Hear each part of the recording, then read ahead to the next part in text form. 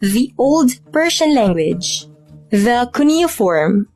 A, I, U, Ka, Ku, Kha, Ga, Gu, Cha, Ja, Ji, Da, Di, Du, Ta, Tu, Sa, Sha, Na, Nu, Pa, Fa, Ba, Ma, Mi, Mu, Ya, Ra, Ru, La, Wa, Wi, Sa, Sha, Za, Ha.